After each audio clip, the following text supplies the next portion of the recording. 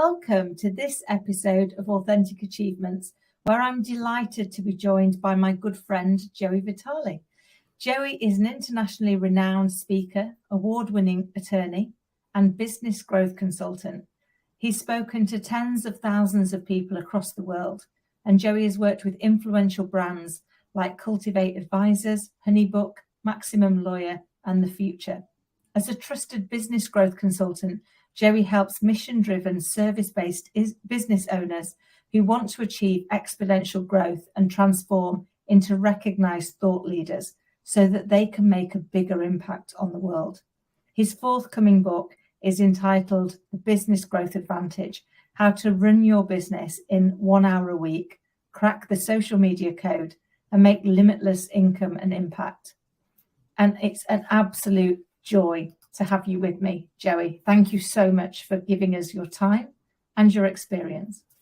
Of course, I am so excited and honored to be here. It's always such a joy to spend time with you, Kim Adele. I'm so looking forward to this conversation. Oh, bless. Me too. And you always got so much actionable insight that I know not only am I going to learn loads, but so are the audience, which is amazing. So can we start with a bit of your journey so far, please? Sure. So let's see where to start. For anybody who is not an attorney in the audience, which is probably a large chunk to say the least, let me just cast aside any concerns, because I know when people talk to attorneys, we can be a tough group of people to talk to. So just to make me sound a little bit more relatable, I went from kindergarten to law school without any breaks in between, really thinking, oh, law school would just be a smart choice after undergrad here in the United States, because I didn't really know what else I was going to do after I graduated college. So just staying in school sounded like a good idea, and going to law school seemed like a safe, smart next choice. While I was in law school, having different types of clinic experience, working with different law firms, I was able to find a really great job working for just a really well-known, well-reputable law firm in the St. Louis area where I lived at the time. And what they did was courtroom defense litigation. I learned through 2 years of working with them after I graduated that if I couldn't become a strong courtroom attorney with great people at that firm, I probably wouldn't like courtroom work anywhere else. And I spent those 2 years at first really trying to work on what I started to perceive as weaknesses in myself, because it was hard and stressful for me to prepare to go to the courtroom. The idea of working with an opposing party was stressful and anxiety-inducing for me. And eventually I realized, number one, that I'm not suited for the courtroom. And number two, that there were still other ways for me to be an attorney that didn't require me to step into the courtroom at all, and hopefully to help my clients avoid the courtroom themselves. And so, long story short, on that side of things, I decided to go out on my own, start my own law firm, which is now Indie Law, and we focus on just trademarks and brand protection. After my first year of being a business owner, like so many other business owners, I had this big goal of getting $100,000 in revenue for that first year. And the good news is, after a lot of hard work that first year, we were able to hit that number. The bad news is it was really stressful getting there. And I had a pretty big panic attack after chasing that goal for a whole year. Unfortunately, that panic attack turned into a series of panic attacks, and I was in the hospital for a few weeks. I say all of that because I know that Kim Adele's background and her passion aligns with where I'm going, which is that I realized that I had certain health conditions that I needed to be mindful of moving forward. And the doctors eventually realized that I'm basically allergic to most anti-anxiety medications. So they were like, Joey, if you have panic attacks again, we're limited in what we can do to treat you. So you really have to do everything that you can to create a stress-free law firm, which sounds like an impossibility, right? Right? No pressure, exactly. And that really helped.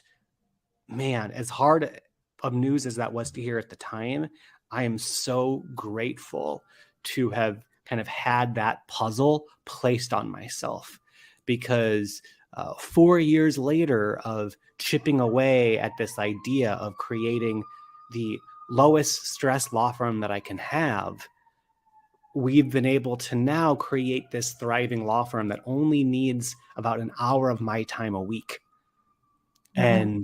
And based on the lessons that I've learned, the colleagues such as Kim Adele that I've gotten to work with and learn from, I'm now helping other business owners as well have a similar type of life and business for themselves, because I think so many of us as just people right now, and because of our upbringings and families, we've learned to wear this busyness as a badge of honor. And it's not a very healthy way of being a person or a business owner these days. And so I'm super grateful to have people like Kim Adele with me on this mission to spread this good news that hard work needs to kind of get kicked off a pedestal if we want to have the lives that we want. I love that. And thank you so much for sharing. And I'm just enthralled. I mean, if you can make it a stress-free law firm that only takes an hour a week, there's hope for all of us, isn't there? Because absolutely, they're the kind of roles that you look at and go, how do you deal with all that preparation, all of that conflict? You know you're going to be in conflict. You're going in to argue right. for your position versus anybody else. It's all the things as business owners that we would like to run away from. Yes. And yet you've managed to create it not only as an organization, but as an organization that actually runs with limited amount of your time. And that is so replicable for other organizations, because if you can do it there, you can do it anywhere. Oh yeah, there's nothing special about me. Anybody can do this. And Kim Adele, you help people with this so much as well. Bless you. But I think it is that part. It's about thinking differently, isn't it? We've created a culture where we're busy being busy, but how often are we actually busy doing the right thing? Or how often do we find ourselves being busy because we think that that's the badge of success? So, well, if I'm busy, I'm doing stuff. If I can't work out how to eat or sleep or sit down or think, then I'm doing everything I can for my business. And yet the reality is that's not really helping us, is it? That's not us working on the business. That's us working in the business. And I know that you are an expert at helping people to make the move from being stuck in it to working on it, to shaping the direction, the strategy, the long-term plan, without feeling like the whole world revolves around that individual being there and making every decision. So what would you say has been your greatest lesson so far? Oh man, that is such a good question. I think the greatest lesson that I've learned is if you are willing to trust others, more often than not, you'll be right. I love that. But it sounds so simple, doesn't it? But to trust others is such a huge leap of faith. Yes, and we've all been burned before, so we all know the risk of trusting someone. We do, but we also all know the benefit of when we've trusted somebody and it's gone well. And I guess it's having that. Would it be right to say, sorry, that it's having that faith that just because it went wrong before doesn't mean to say it's going to go wrong again. So to trust your gut and to make the best choice you can in the moment. Yeah. And everyone, I know you probably see this all the time, Kim Adele, but everyone on the team works and operates better when they feel like they are being trusted. Yeah. And at the root of so many team problems, of business growth problems, are drama that's created inside the company because people know that others on the team aren't trusting them. Yeah.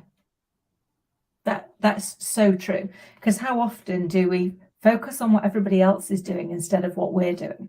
When you see people go, well, what are they doing over there? It's a little bit like I remember in my corporate career, the amount of times I would go into organizations to help transform them, and everybody be so quick to point out where everybody else's building was on fire. I'm like, yours looks a little bit on fire too, if you don't mind me saying. Right? So while you're pointing me over here, you look a little warm. I would like to understand what's going on where you are. And if we put that focus inwardly on what are we doing, what's our team doing, what are we open to feedback? Are we open to being wrong? Are we curious about alternate ways of doing things, or are we just committed to it's our way or the byway? And we see that a lot, don't we? But I know that that's something that you're so skilled at helping business owners see beyond, to ask themselves those questions, to recognize those blind spots. So what would you say has been your biggest lesson so far? There's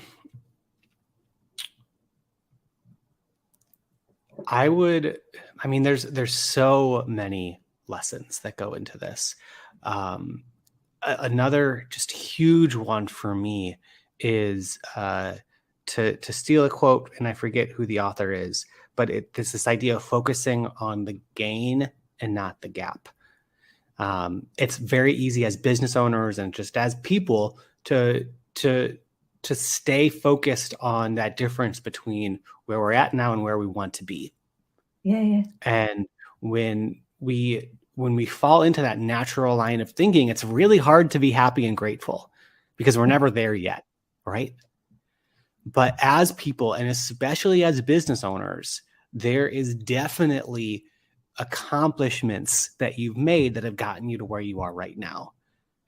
And the more that you can start your day, start your meetings with that sense of gratitude and accomplishments, the better it is to just get yourself in that headspace of being able to think about things in the most effective way. Before we went live, Kim and Adele and I were talking about, the importance of mindset and looking into situations with different types of perspectives and trying to think about the obstacle or the issue that you're facing in a way that will inspire the best next step. And so much of that can be kind of shortcutted by starting from a place of gratitude and recognizing that gain of where you've come from. And so that's something that has gone from a lesson learned to a note to my team to now something that's very ingrained at the beginning of every single one of our meetings, where we kick every meeting off with a positive focus and a mood rating, where there is an expectation but not a rule, where if you're feeling good, just give yourself a 10 out of 10 for the day. Yeah. And it really, really makes a difference in our team meetings when people are saying, yeah, I'm at a 10 out of 10 and this great thing happened, in the last 24 hours. I love that, because when we're grateful for things, we have more things to be grateful for. Yes. And one of the analogies I always use is, if you tried to climb Everest, and I own up, I've never tried to climb Everest, but when you do, that there are camps along the way, and they're there for very valid reasons. You need to be able to pause and reflect on how far you've come to give you the strength to keep going. And I think they're those moments, aren't they, with our teams where we go, tell us what we're grateful for. I remember showing my age back in the 90s, working for an organization, and every day we used to start with, are you playing from a 10? So you'd have to put a number as to where you were playing from. And the second question would be, if you weren't a 10, what would have to happen to get you to be playing for a 10 today?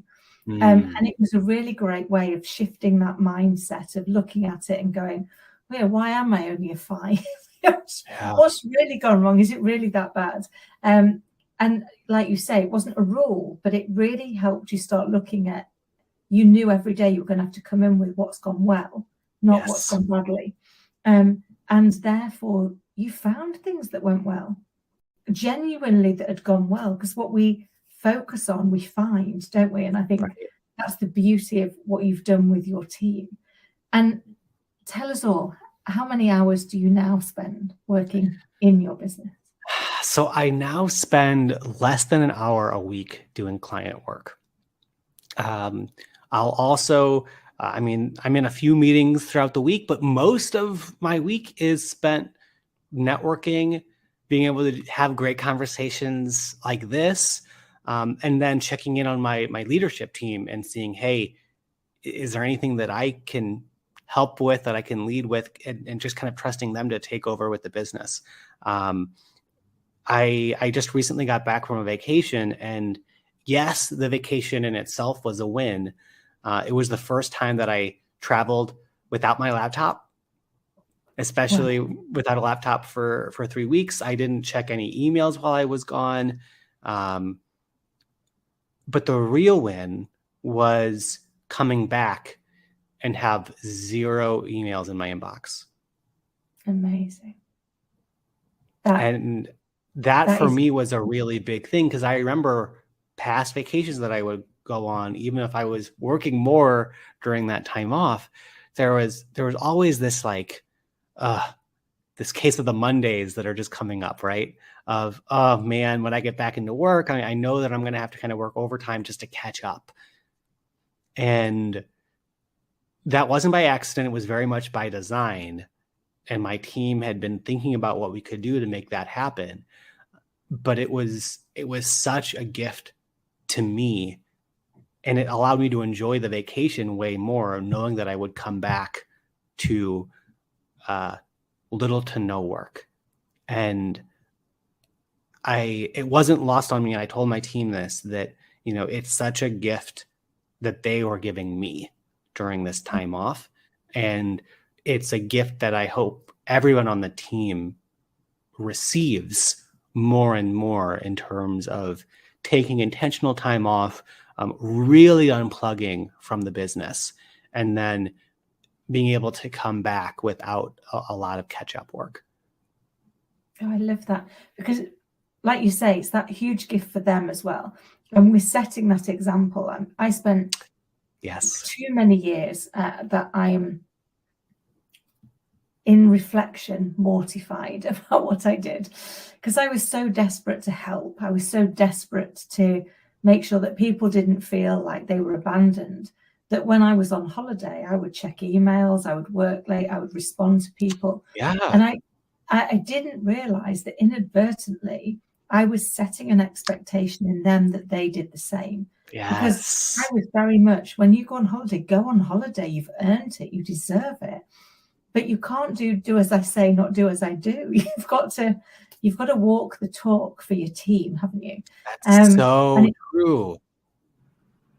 It's so true. And it just brings back that idea of that badge of honor of busyness is something that we really need to be thinking about, because we are setting expectations and setting an example to the rest of our team and how we're acting. And my wife and I are talking about this a lot, because she also has spent the past few years overachieving in her job to help as much as she can, to help get the company closer to what their vision is, to be really seen as a team player, especially since she's remote.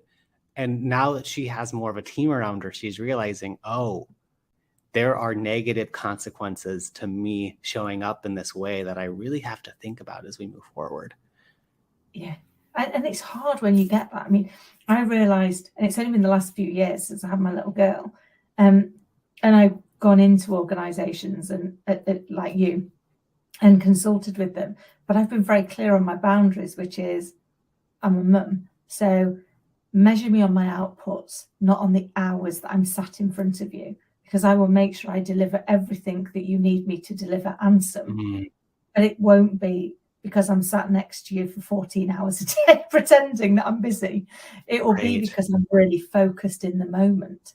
And I've been really lucky. I've had clients come back again and again and again, because you realize that actually, instead of measuring how many hours I'm sat with you, you measure how valuable the impact I've had on your organization is. And I think that's kind of what comes through so strongly with what you're doing in helping founders to say, you can find a different way.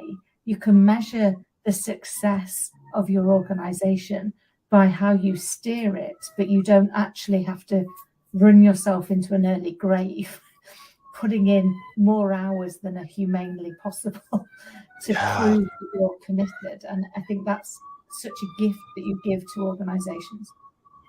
Yeah, it's so important that I don't know if you can hear the siren cruising through, but I live in a pretty busy street in Chicago, and they always know how to time the ambulance runs just on like a really good moment of a live show. But that is life, isn't it? Yeah, it's just a sign that that's worth listening to. It is, and so poignant, because how many people push themselves, try so hard, work hard at being busy instead of work smart at the organization. And then we hear these terrible stories, don't we, where people working towards their retirement, and then they get there and they're not able to enjoy it because they've made themselves ill, or heaven forbid, even worse than that. And I think 100%. And it's very hard, if not impossible, to totally retire when your whole adult and working life you've had that busyness badge worn, because if you've lived your whole life up until now being valuable and a good person by working hard, what does it mean about you if you're no longer working? Yeah. I've seen so many of my family wrestle with that, go back out of retirement, back to work, because there's a real sense of laziness, or whatever bad words you can think of for someone who's not working.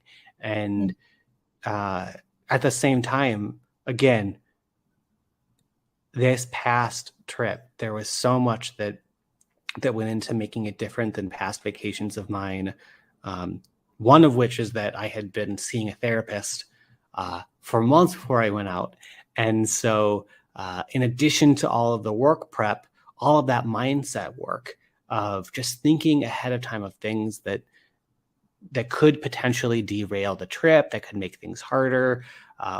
One thing that we talked about was I knew that I would be going on vacation with friends and family who were not as unplugged from work that I would be. Yeah. And I knew that it could be tempting if all of a sudden everybody hops on calls or their laptops for me to just join them and re-download the email app and see what I could do to help people and all of that stuff. And it takes strength and courage to keep the vacation going when those moments hit, and to resist the urge to go back into working on things. It can also be really hard just to totally get your mind off of work. And the more that you plug in, the more that your brain just kind of stays on the radar of business stuff. Yeah. And you don't give yourself time for creativity, do you? Right. Because we're so busy being busy and doing that actually we don't allow ourselves those moments of pause. And yet they're usually where we find our greatest creativity, is that, that thought, those random thoughts that come out and you're like, that might really do it. That could be Yes. the next great idea. But while we're so busy being busy and directing our brain, we don't allow for that creativity. We don't allow for that opportunity to just play like we did when we were kids. You know, we'd just play and we'd be creative, and it didn't have a purpose. But sometimes it came up with the best ideas. And it's how do we bring that into our adult business life? How do we embrace creativity over busyness? Yeah, it's like those shower moments, right? Yeah. It's a hard thing to do. And I also think that there's a delicacy to that conversation, because I don't think that the point of going on vacation is to come back with a bunch of great ideas for your business. No. But it can definitely inevitably happen. And I know that it did for me.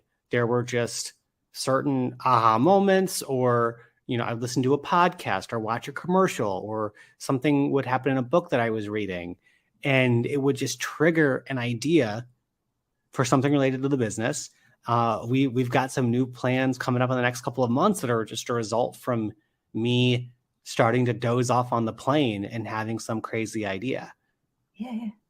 But I love that. It's not around advocating we should go on holiday to force creativity, because that won't ever work. But it's almost that place that when we unplug, when we allow ourselves those moments to just be, then that's when our subconscious brain really kicks in, because it's working all of the time. And psychologists call it positive procrastination. So there's a technique where, you know, when you're stuck on a problem and you don't know the answer, and you're kind of there, and we sit there, don't we, in our busy little worlds going, well, I'm just going to sit here for the next 4 hours until I get an answer to this. And we get more and more stressed, and we get more and more frustrated and more anxious. And we're never going to get the answer because we're so stuck. And the technique is to write it to yourself as a question. So whatever the problem is you're trying to solve, you write it as a question to yourself in a book. Physically write it down, close the book, put it to one side, and trust that your subconscious brain is solving the problem for you. And go and do something else, whatever it is, even if it's do some other work, but go and do something not related to that problem. And then when you come back, and it might be in a couple of days, you read it out to yourself out loud as a question. And the answer comes to you, because your subconscious brain has been working on that problem for you while you've been busy doing something else. But you're so much more relaxed. You're so much less frustrated, because you've not sat there hitting a brick wall going, come on, the answer's in here. And I think that's kind of the beauty of what you've done with your vacation, is without making it about, I'm going to go off and generate ideas, you've inadvertently created a space for your brain to tell you all the things it's been thinking of. Oh, I love that. I love that. And just transitioning to a related point here. Our leadership team is always trying to get better and better at planning strong goals for our company. And we have a routine of quarterly planning.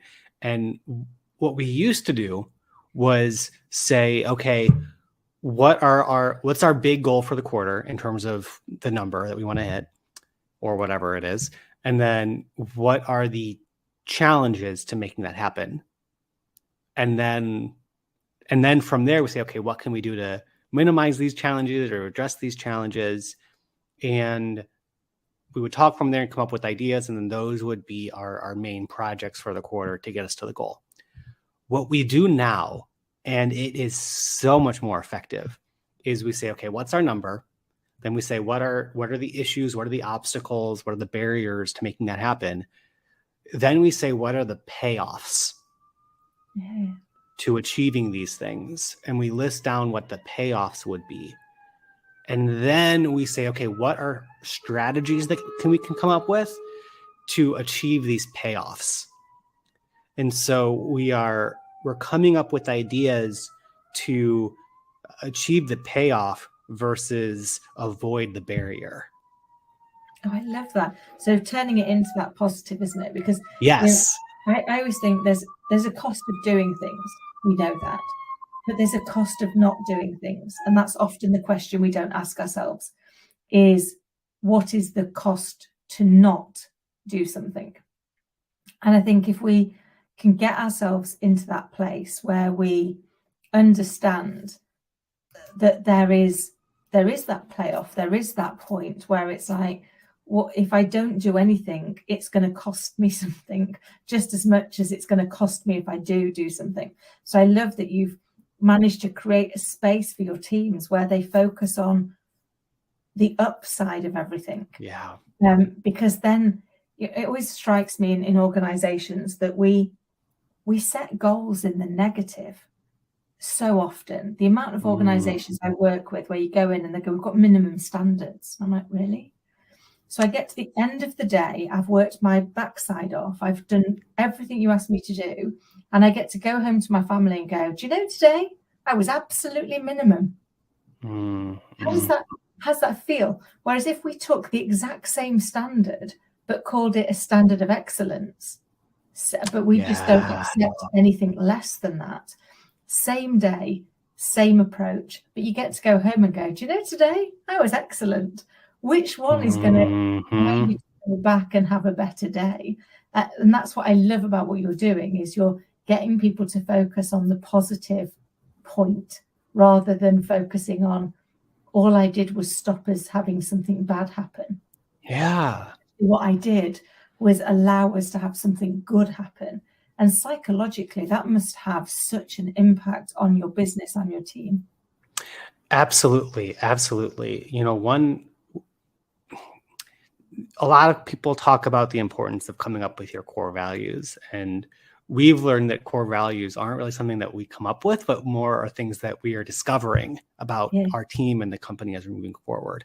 And one of our core values that we've recently discovered has always been there is ease. And we really want there to be a sense of ease for our clients when they work with us and have the entire experience feel very effortless. We want to have that kind of Apple effect where all of Apple's products, they're so simple, even though I'm sure the insides of the devices are super complicated. But we also want there to be a sense of ease across the team. And whatever we can do to make working together feel more effortless, we want to lean into. I love that. What an amazing value set for your business, to create the same level of ease for your colleagues as you do for your clients. Because if we can get it right for our colleagues, they can get it right for the client. I love it. If you could go back and give your younger self any advice, what would it be? I would love to shake my former self and say, buddy, there is this whole reality of being a business owner that you're not even considering. I had no idea of what it meant to be an entrepreneur or a business owner. I never thought that I would have run my own business. Even when I was in law school, the idea of running my own law firm wasn't something that I ever imagined for a second for myself. And I think part of it is because I'm not very entrepreneurial in the sense of I'm not a huge risk taker. I hear of a lot of like very large entrepreneurs, very successful entrepreneurs who they love the risk piece of it. They will spend their off time doing whatever risky things that you can do on a boat or in a car or whatever. That's not really my personality, but I'm very lucky that I've kind of found a back door into this business owner world. And the business owners that I love working with the most are entrepreneurial, not because they just have this natural like risk tolerance that they love leading into, but because they really want to help people and make an impact. And one of the best ways to help people at scale is to create your own company and then listen to what your target audience is struggling with and then create solutions for them. Oh, I love that. I was talking to somebody earlier today on just that thing, which is like, if we're not solving problems, we're not really running businesses. Mm. Because there's not a problem that we're there to solve. And I think it comes into two camps, doesn't it? I always say to people, you've got to know first if you're a want or a need. So if I want a pen, then any pen will do. Right. But if I want a Mont Blanc, it's because I want the experience. I want the feel of it. So if I'm there looking for a Mont Blanc, don't try and sell me the fact that I can write so many 100 words with it and it'll be right. smooth. Because it's a very different thing. But know first what it is that you're there to solve. It's either a want or a need, and then make sure that that's what you deliver. And I love that that's what not only you do in your own business, but what you now do in consulting with other businesses is help them to do just that in the most efficient, in the most effective way, to empower their leaders to actually focus on the business, not get stuck in the business. Yeah. I could literally chat to you all day, but I'm very conscious that we've overrun and I've taken up so much of your time. So how would people get in touch with you, and who is it that you would like to serve? Oh man. Well, there are two main things that my companies do. One is trademarks and brand protection. So if you're a business and you're not yet trademarked, that's a pretty big legal problem. We want to make sure that you legally own your brand. You can go to indielaw.com, which is INDIE law.com. Book a free call with my team and we can see how we can help you there in terms of protecting your brand, giving you peace of mind. And the other thing that we do to give you peace of mind is with your team potentially. So part of me getting to the point that I'm at now and where I'm helping others is finding and getting the most out of this amazing secret weapon of overseas virtual assistants. It is now possible in a way that it's never been possible before to get all of those very administrative entry-level tasks off of not only your plate, but really as much of your team's plate as possible. And these people are willing and able to do such tasks for $8 to $10 an hour, sometimes less, sometimes a little bit more, in a way that can be really helpful for your business, really appreciated by the rest of your team, and very much appreciated by this overseas team, because that is very much a living wage for them. And so our service, globalvettedvas.com, will match you with 5 highly vetted overseas vetted VAs so that you can start delegating and getting more of your free time back. Amazing. And I have the privilege of being one of your clients in that business, and they are amazing at the impact that they have on the team, on the business, on me as the owner is just priceless. And they've become such immense team members. So I couldn't recommend them highly enough. And I'm super grateful that you were able to help me get mine. Joey, it's been an absolute joy. I will make sure all of the ways to contact you are in the show notes below.